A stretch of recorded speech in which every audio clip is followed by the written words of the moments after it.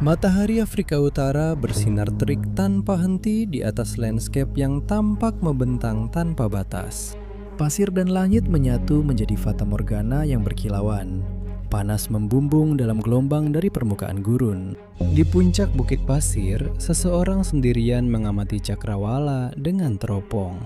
Erwin Rommel, yang dikenal sebagai rubah gurun, mengamati pasukannya maju dengan presisi hampir seperti operasi bedah. Tank-tank mengaduk pasir gurun, infanteri bergerak dalam barisan yang luwes, dan artileri menggempur posisi-posisi yang tak terlihat. Setiap gerakan hanyalah bagian dari sebuah rencana besar yang sedang terungkap. Gurun itu adalah sekutu sekaligus lawannya. Sebuah wilayah luas yang tak kenal ampun, yang memperbesar baik kecemerlangan maupun kesalahan. Para sekutu berbisik tentang seorang komandan yang bisa muncul di tempat yang paling tidak terduga, menyerang dengan kecepatan kilat, lalu menghilang seperti hantu di antara bukit pasir. Anak buahnya sangat menghormatinya dan selalu mengikuti kepemimpinannya, terinspirasi oleh wibawanya. Namun, gurun menuntut banyak hal. Jalur pasokan tertekan, para prajurit goyah di bawah terik panas, dan setiap kemenangan membawa beban harga yang tak terelakkan. Kejeniusan Rommel tidak hanya terletak pada manuver dan kecepatan, tetapi juga pada kemampuannya membaca gurun itu sendiri, mengubah pasir yang terus bergeser dan hamparan terbuka menjadi alat perang. Namun bahkan ketika pasukannya terus maju, ada bayang-bayang di cakrawala. Laporan intelijen berbisik dari Kairo hingga Tripoli, dan tekanan tanpa henti dari serangan balik sekutu mengisyaratkan bahwa keadaan bisa saja berbalik. Sejarah akan mengenang Rommel karena serangan-serangan nekat dan taktik-taktiknya yang berani. Namun kecemerlangannya itu juga membawa benih-benih kekalahan akhir. Inilah kisah Erwin Rommel, ahli strategi dan komandan militer Jerman yang dikenal sebagai rubah gurun. Selamat datang di Wars of the World.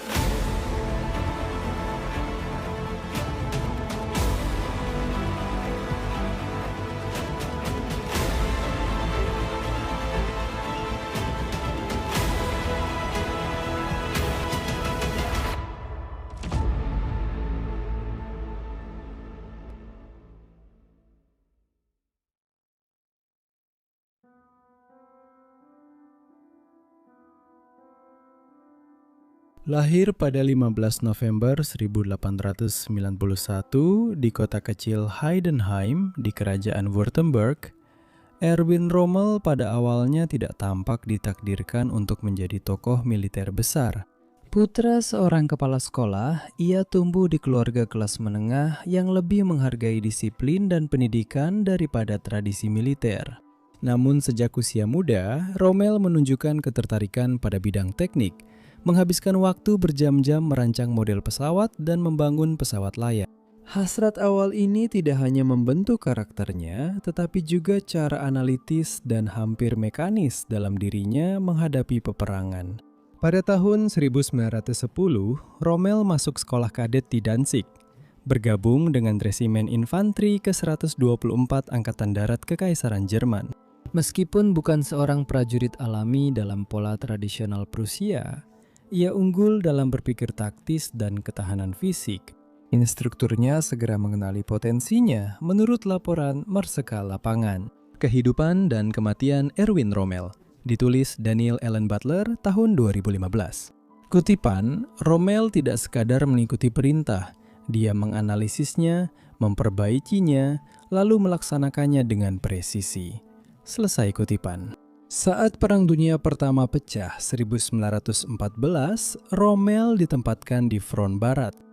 Dia segera menunjukkan bakat dalam manuver agresif dan improvisasi di tengah kekacauan peperangan modern.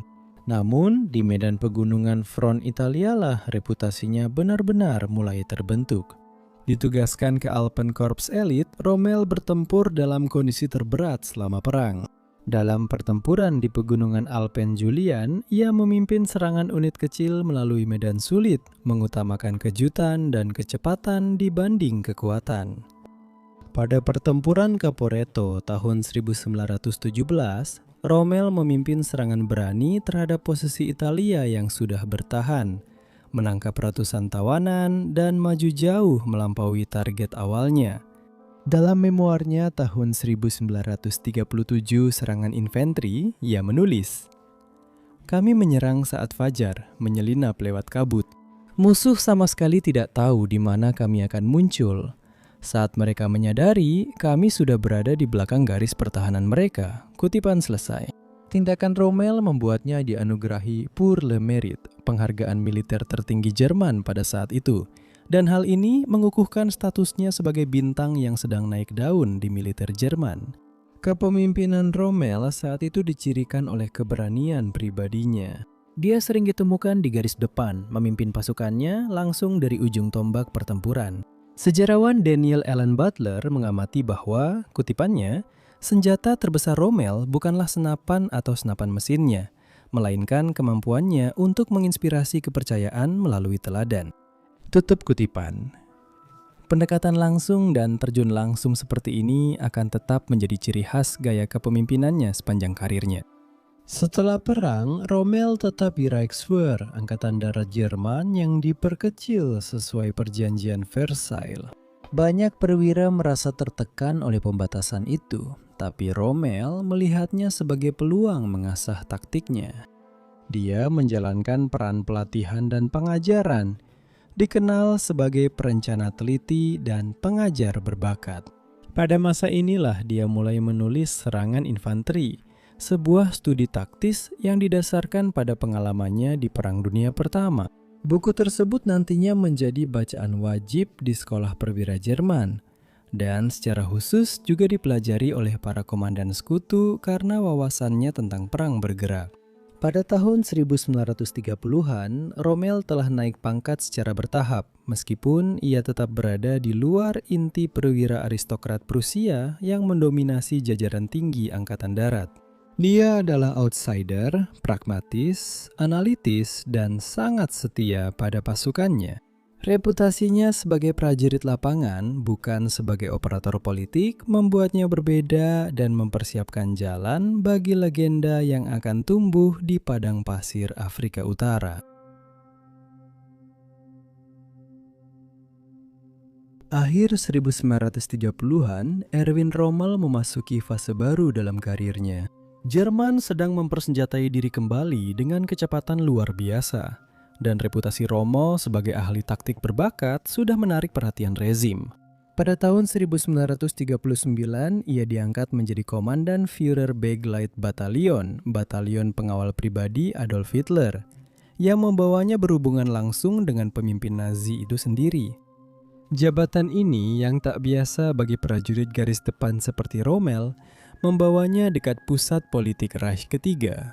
Dan hal itu memastikan ia menonjol ketika komando baru dibagikan. Hubungan Rommel dengan Hitler bersifat pragmatis daripada ideologis. Ia tak pernah bergabung dengan partai Nazi dan meski mengagumi ambisi militer Hitler, umumnya ia acuh atau skeptis pada doktrin rasial rezim itu. Sejarawan David Fraser mencatat dalam Knight's Cross, A Life of Field Marshal Erwin Rommel, bahwa Rommel, kutip, mengagumi energi Hitler dan tekadnya untuk memulihkan kekuatan militer Jerman. Tetapi juga bahwa dia adalah prajurit sejati, bukan fanatik politik. Kutipan selesai. Meskipun menyadari kekejaman rezim tersebut, secara pribadi dia mengungkapkan ketidaknyamanan terhadap antisemitisme Nazi. Namun pada akhirnya dia tetap fokus pada urusan militer dan menghindari keterlibatan politik secara terbuka.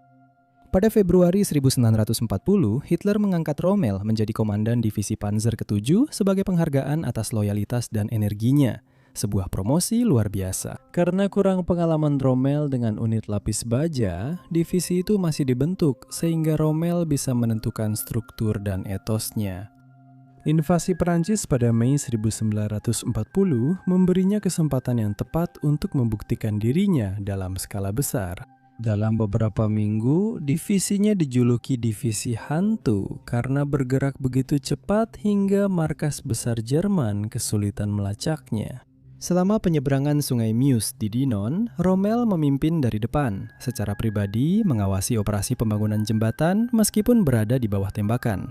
Kesediaannya untuk menempatkan dirinya dalam bahaya menjadi ciri khas gaya kepemimpinannya. Dalam bukunya Serangan Infanteri, ia pernah menulis, kutipan, "Seni berperang adalah bergerak lebih cepat daripada yang bisa dipahami lawanmu, dan menyerang sebelum dia bisa menyesuaikan diri." Selesai kutipan.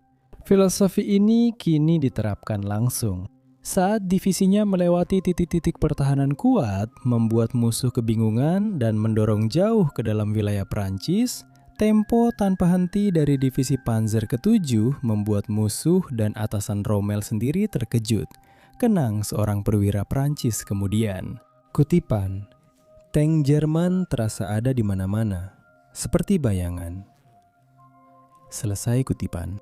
Sejarawan Desmond Young mencatat dalam Rommel si Rubah Gurun bahwa markas besar Jerman seringkali baru mengetahui kemenangan Rommel setelah kejadian itu, karena dia sudah menuju target berikutnya. Kombinasi kecepatan, kejutan, dan kepemimpinan pribadinya membuatnya menonjol di antara banyak rekan sezamannya yang lebih berhati-hati. Namun, kesuksesannya datang dengan harga yang mahal. Beberapa orang di dalam Wehrmacht mengkritik sikapnya yang mengabaikan jalur komunikasi tradisional dan risiko yang dia ambil. Bagaimanapun juga, hasilnya tidak bisa disangkal. Puluhan ribu tawanan berhasil ditangkap, wilayah yang luas berhasil direbut, dan reputasi yang tangguh pun terbentuk. Rommel dipromosikan menjadi jenderal letnan dan dianugerahi salib ksatria, salib besi atas pencapaiannya di Prancis. Hitler, yang menghargai komandan yang berani dan penuh inisiatif, menjadi yakin bahwa Rommel adalah orang yang tepat untuk tugas penting berikutnya. Pada awal tahun 1941, Rommel diperintahkan ke Afrika Utara untuk memimpin Deutsches Afrika Korps yang baru dibentuk dan mendukung pasukan Italia Regio Esercito melawan Inggris. Ini perubahan dramatis dari ladang hijau Prancis ke padang pasir Libya yang keras dan kejam. Saat Rommel bersiap ke Tripoli, ia membentuk tak hanya komando baru, tapi juga legenda yang terus berkembang. Dalam beberapa bulan, dia berubah dari perwira dihormati menjadi salah satu tokoh paling dibicarakan di Angkatan Darat Jerman. Tindakannya di Afrika Utara segera membuat namanya dikenal luas di kedua belah pihak perang, dan ia segera dikenal sebagai Rubah Gurun.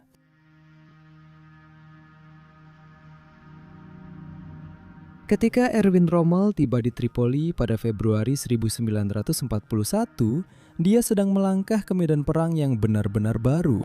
Hamparan gurun Afrika Utara menghadirkan peluang dan bahaya. Bagi Rommel, ini adalah arena yang sempurna untuk menerapkan gaya perangnya yang berani dan bergerak cepat. Bagi musuh-musuhnya, gurun itu segera identik dengan lawan tanpa lelah. Komandan yang muncul tiba-tiba, menyerang keras, lalu menghilang secepatnya. Rommel dikirim ke Libya untuk menstabilkan posisi poros setelah pasukan Italia didesak mundur oleh Inggris.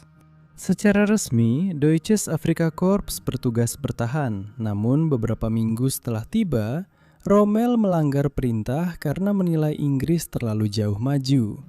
Dia melancarkan serangan mendadak pada Maret 1941. Pasukannya bergerak cepat melintasi Cyrenaica, mengepung unit Inggris dan merebut kembali kota-kota yang hilang. Beberapa bulan lalu, kemampuannya memanfaatkan celah, menyerang cepat, dan menyembunyikan niat menjadi dasar strategi perangnya di gurun. Salah satu tindakan paling berani yang dilakukannya terjadi saat pengepungan Tobruk, ketika pasukan Inggris dan persemakmuran mundur ke kota pelabuhan itu. Rommel mengepung mereka untuk menghancurkan pertahanan. Di pusat pasokan vital ini, Tobruk adalah benteng alami yang sangat dijaga, dengan pelabuhan air dalam yang memungkinkan Inggris terus memasoknya. Walau serangan terus terjadi sepanjang 1941, para pembela tetap bertahan. Rommel beradaptasi dengan mengubah pengepungan menjadi sebuah alat.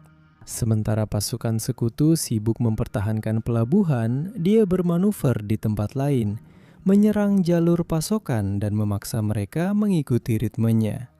Pendekatannya terhadap peperangan di gurun berbeda dengan kebanyakan komandan poros lainnya. Sejarawan Ronald Lewin dalam bukunya Rommel sebagai Komandan Militer mencatat bahwa Rommel, kutip, bertempur dengan rasa gerak yang hampir mekanis, selalu berpikir satu langkah ke depan, mengubah hamparan gurun yang luas menjadi sekutu.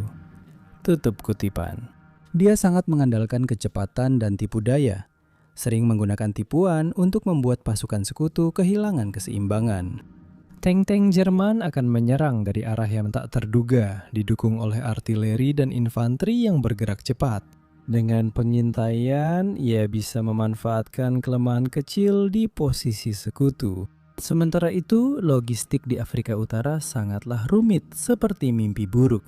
Persediaan untuk pasukan Rommel harus menyeberangi Laut Tengah yang rentan terhadap serangan laut dan udara Inggris, lalu menempuh ratusan kilometer medan yang berat. Kekurangan bahan bakar terus terjadi, tetapi Rommel mampu beroperasi dengan sumber daya minim dan mendorong pasukannya melampaui perkiraan banyak orang. Dia kerap dituduh ceroboh soal logistik oleh perwira senior Jerman, tapi keberaniannya membuahkan hasil, terutama di tahap awal. Yang lebih menegangkan daripada masalah sumber daya adalah hubungan Rommel dengan sekutu porosnya. Dia tidak punya banyak kesabaran terhadap pendekatan hati-hati dari pasukan Italia, dan dia sering melewati struktur komando Italia sama sekali, memberikan perintah langsung kepada pasukan mereka. Namun demikian, dia tetap mendapatkan rasa hormat yang tulus dari banyak tentara Italia yang melihatnya sebagai seorang pemimpin yang mau berbagi kesulitan di garis depan. Rommel sangat dikagumi oleh pasukannya. Dia dikenal sering turun ke garis depan, bahkan kerap terkena tembakan musuh, sehingga dijuluki komandan yang memimpin dari depan. Seorang veteran Jerman kemudian mengenang, kutipannya, "Dia selalu ada di sana, berdebu, tenang, dan sangat percaya diri. Kamu mengikutinya karena dia membuatmu percaya bahwa kita bisa melakukan apa saja." Kutipan selesai. Bukan hanya pihak poros yang membentuk reputasi Rommel, media sekutu juga memainkan peran besar yang tak terduga dalam membangun legenda rubah gurun. Koresponden Perang Inggris mulai menyebutnya demikian setelah serangkaian kekalahan taktis pada 1941 dan 1942. Serangan-serangan berani dan pergerakan tak terduga Rommel menarik perhatian publik. Dia disebut di surat kabar dan radio sebagai lawan brilian, hampir seperti kesatria, seorang pria yang gigih bertarung. Namun secara terhormat, hal ini bertujuan menjelaskan kemunduran sekutu dan mengangkat kemenangan akhirnya sebagai kemenangan besar. Sementara itu, propaganda Nazi juga sama-sama merangkul mitos tersebut, menggambarkan Rommel sebagai perwujudan kecerdasan militer Jerman. Citra dirinya dikelola hati-hati dan disebarluaskan luas, menjadikannya salah satu komandan paling dikenal selama perang. Namun rangkaian keberhasilan Rommel tidak ditakdirkan untuk bertahan lama. Situasi strategis mulai berbalik melawannya pada akhir tahun 1942. Kedatangan pasukan sekutu yang baru, logistik yang lebih baik, dan superioritas udara secara perlahan mengikis kemampuannya untuk mengendalikan tempo pertempuran di gurun. Titik balik terjadi pada pertempuran kedua El Alamein saat menghadapi Jenderal Bernard Montgomery dan kekuatan sekutu yang jauh lebih unggul. Rommel terpaksa bertahan. Meski ahli menunda, Korps Afrika tetap kalah jumlah personel dan perlengkapan. Pendekatan metodis Montgomery berhasil menahan manuver khas Rommel, sehingga ia hampir tak bisa lagi berimprovisasi. Sejarawan Niall Barr dalam bukunya Pendulum of War, The Three Battles of El Alamein tahun 2005 mengamati, kutip, "Kecemerlangan Rommel tidak dapat mengimbangi besarnya sumber daya sekutu. Dia ahli taktik ulung, namun El Alamein adalah perang para ahli strategi dan dia tidak punya cara memenangkannya." Kutipan selesai. Pada November 1942, Rommel mulai mundur sambil bertempur ke arah barat, menandai awal dari akhir ambisi blok poros di Afrika Utara. Momentum yang sebelumnya membawa Korps Afrika Jerman melintasi gurun kini berbalik. saat pasukan Inggris di bawah Bernard Montgomery terus maju. Dengan pasukan lebih banyak, pelindungan udara dan logistik unggul. Akhir 1942, Rommel terpaksa mundur bertempur ke barat melintasi Libya. Persediaan semakin menipis, dukungan udara poros mulai goyah, dan aura rubah gurun yang dulu dijaga dengan hati-hati mulai retak di bawah tekanan realitas strategis. Rommel unggul dalam perang manuver, memanfaatkan kecepatan dan tipu daya agar lawan kehilangan keseimbangan. Namun menghadapi sumber daya sekutu yang besar, dia menghadapi pertempuran yang berbeda, yaitu ditandai kelelahan dan mundur. Dengan kata-katanya sendiri, Rommel merenungkan kesulitan dari pembalikan keadaan seperti itu, kutipannya. Penyerahan wilayah terus-menerus memberi tekanan besar pada pasukan dan perlengkapan. Inisiatif kini di tangan musuh, bersama kendali atas jalannya peristiwa. Akhir kutipan. Kekalahan di El Alamein bukan sekadar kekalahan di medan perang. Itu menandai perubahan arah di Afrika Utara. Saat sekutu melancarkan operasi Torch pada bulan November 1942 membuka front kedua di wilayah tersebut. Rommel dan pasukannya yang kelelahan terjepit dalam serangan penjepit antara pasukan Inggris ke-8 yang maju dari timur dan pasukan Anglo-Amerika yang baru mendarat di barat. Tentara Jerman Italia yang tersebar, lemah dan kekurangan pasokan kronis hanya mampu menunda hal yang tak terelakkan. Pada awal tahun 1943, kesehatan Rommel mulai memburuk. Tahun-tahun perang tanpa henti di kondisi keras membuatnya lelah. Ia mulai menderita penyakit perut dan hati yang parah, memaksanya untuk semakin sering menjauh dari garis depan.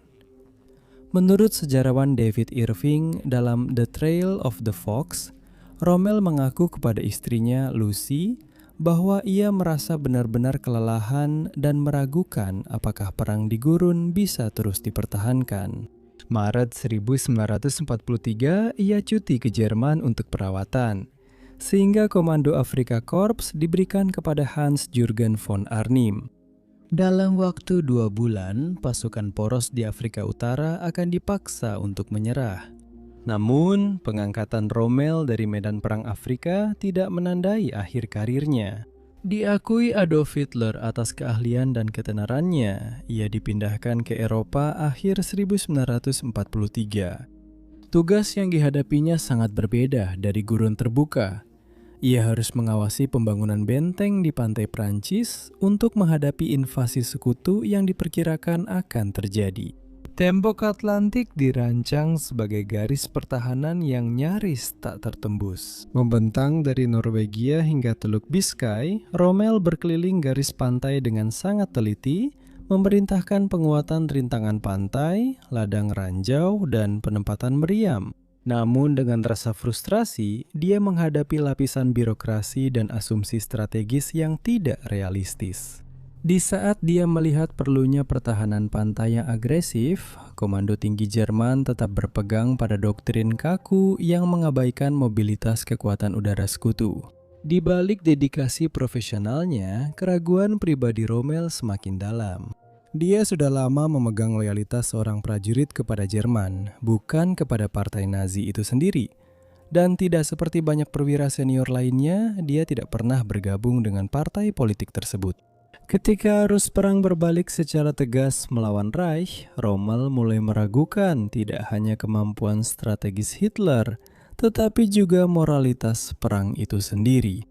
Dalam percakapan dengan sesama perwira yang kemudian didokumentasikan oleh Anthony Bridge dalam The Narrow Margin, The Battle of Britain and the Rise of the Desert Fox.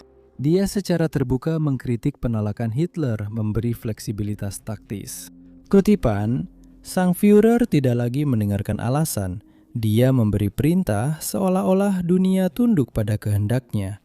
Akhir kutipan. Selain itu, laporan tentang kekejaman yang dilakukan di front timur serta penganiayaan terhadap orang Yahudi dan minoritas lainnya membuatnya gelisah.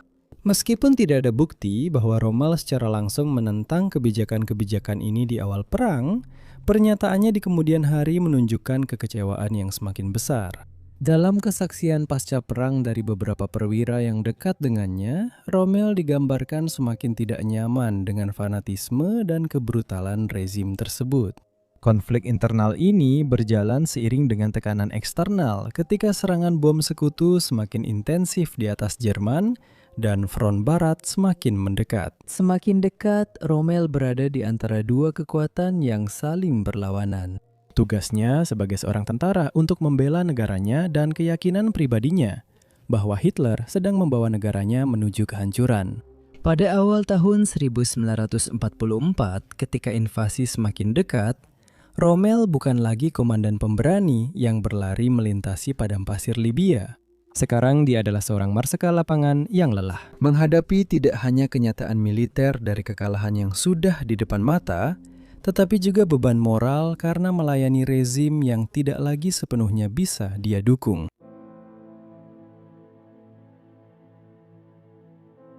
Pada tahun 1944, reputasi Erwin Rommel sebagai komandan yang brilian mulai tertutupi oleh badai yang sedang berkumpul di Eropa Barat.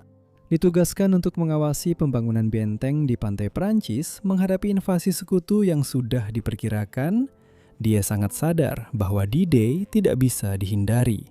Tembok Atlantik yang disebut-sebut yang telah ia bantu bangun masih belum selesai dan kekurangan pasokan.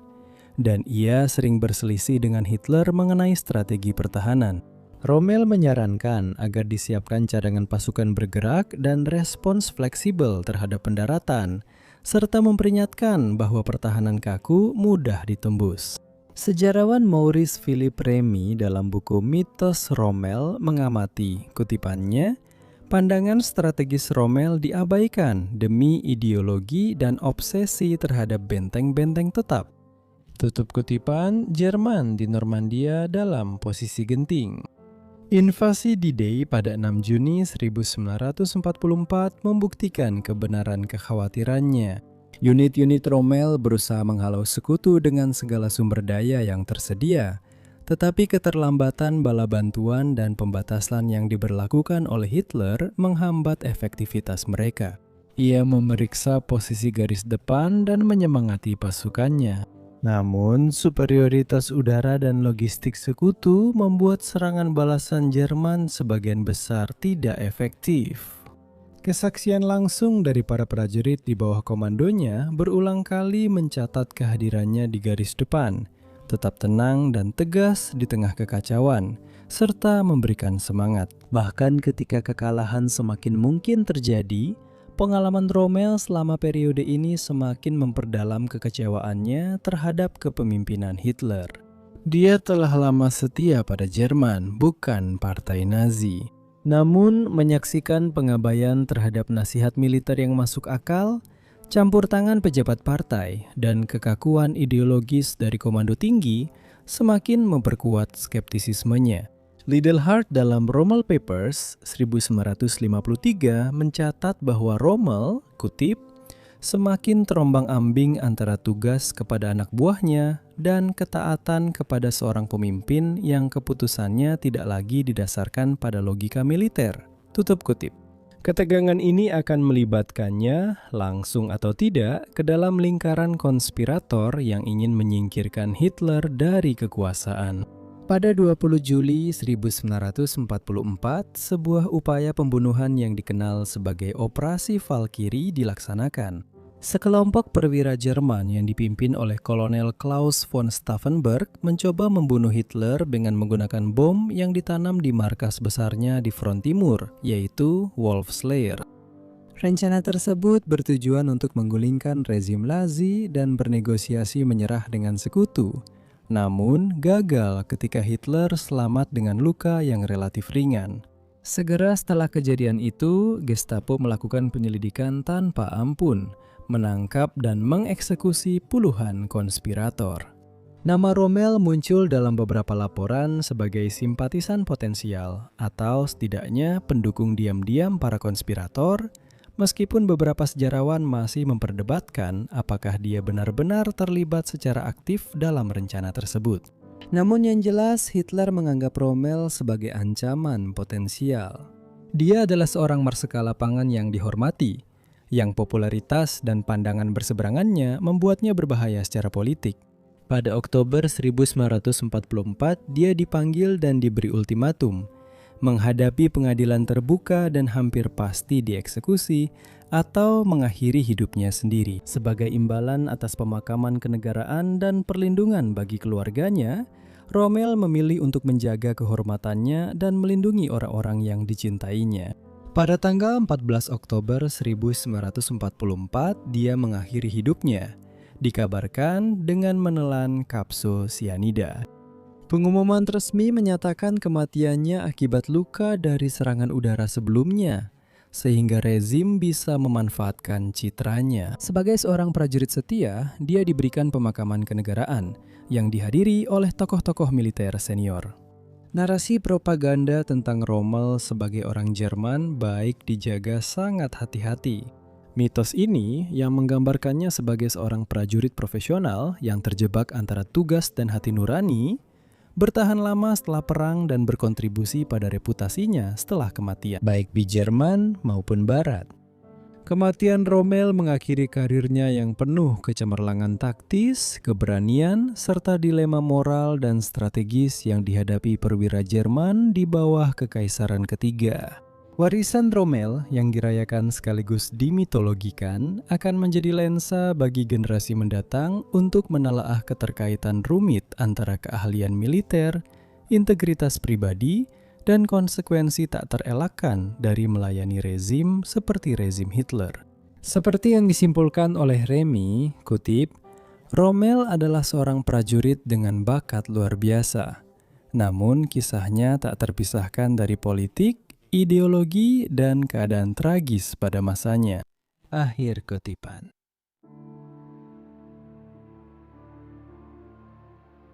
Kematian Rommel pada tahun 1944 menandai akhir dari karir militer yang luar biasa.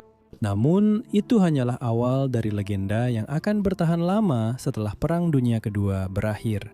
Di Jerman maupun di Barat, Rommel dikenang sebagai rubah gurun. Seorang komandan dengan taktik yang berani dan keberanian pribadi, yang aksi-aksinya di Afrika Utara telah memikat imajinasi baik para tentara maupun warga sipil. Selama tahun-tahun setelah perang, catatan sekutu menekankan keahlian profesionalnya dan, yang terpenting, jaraknya yang dianggap jauh dari ideologi Nazi, menggambarkannya sebagai seorang prajurit yang terjebak secara terhormat dalam mesin rezim yang brutal.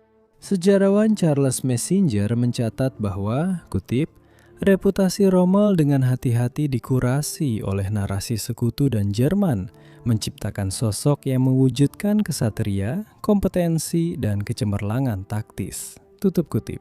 Selama Perang Dingin, citra Rommel digunakan untuk tujuan ideologis yang lebih luas.